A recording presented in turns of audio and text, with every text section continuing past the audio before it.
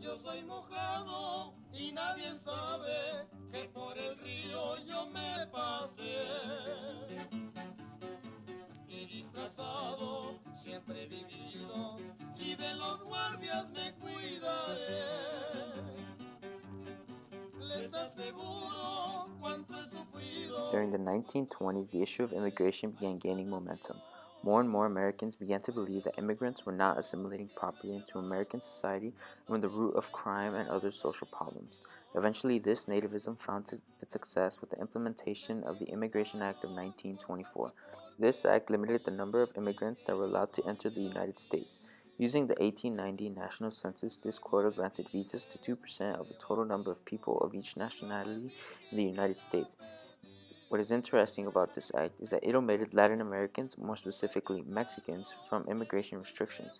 The act primarily focused on Eastern European population and virtually forbid all Asians from entering the nation. Why would the United States government decide to leave out the Latin American population from the Immigration Act of 1924? A fundamental component needed to answer this question is understanding the agribusiness culture of the American Southwest. During the 1920s, between 5,761,000 and 6,549,000 acres of cropland were harvested. The crops cultivated were wheat, corn, vegetables, fruits, hay, rice, etc. In order to work the land, the farmers relied on Latin American labor, more specifically on Mexican labor. When a produce company executive was questioned regarding the importance of the Mexican cheap labor, he stated that, quote, large-scale production would be impossible without Mexican field labor. Without the Mexicans, costs would be increased 50%, end quote. This reliance urged the Southwest Agribusiness Corporation to send lobbyists and spokesmen to Congress to defend their labor source from being included into the Immigration Act of 1924. One of these spokesmen was S. Parker Frizzle. He was the chairman of the Agriculture Committee of the Fresno County Chamber of Commerce, as well as a farmer himself, handling an estimated 5,000 acres of cultivated land. He not only played a crucial role in preventing Mexicans from being implemented into the Immigration Act of 1924, but was also responsible for preventing additional bills from being inserted into the Act to include Mexicans. Quote, we are aware of the fact that the Act of 1924 reduced the immigration from our southern border 65%. We are quite sure that if the box bill is passed, the reduction in agricultural labor will be approximately 100%. End quote.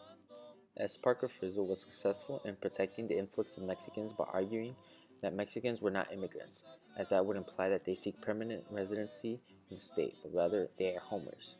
Quote, my experience of the Mexican is that he is a homer. Like the pigeon, he goes back to roost. He is not a man that comes into this country for nothing except our dollar and our work. And the railroad and all of us have been unsuccessful in keeping him here because he is a homer. Those who know the Mexican know that this is a fact. End quote. Many other individuals use this argument in Congress hearings. They labeled the Mexicans as birds of passage who would work hard for low wages and return to Mexico. The reason behind their use of Mexican labor is because it was the only manpower available to them. The Chinese and the Japanese are already forbidden to come, and the Eastern Europeans are restricted by the Immigration Act. The only group of people left are the Latin Americans. He also makes it known to Congress that although Mexicans pose a social problem, California is able to handle this accordingly. Ultimately, S. Parker Frizzle was able to successfully prevent the U.S. government from including Latin Americans in the Immigration Act of 1924 by arguing that the Latino population was essential to the agribusiness of the Southwest.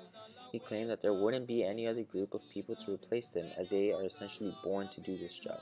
Latinos, specifically Mexicans, were an irreplaceable source of labor that posed no threat to America. They are seasonal migrants that do not permanently stay in the country and do not integrate into American society. They keep their Catholic faith and Spanish language close to their hearts. The United States relies heavily on the success of the southwestern agribusiness.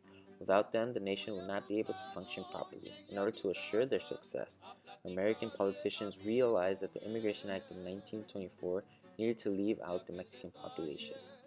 By allowing an unrestricted Mexican immigration, they are allowing the agribusinesses to receive a large number of laborers. Mexicans were the backbone to the agribusiness culture in America. The removal of them would only lead to negative consequences.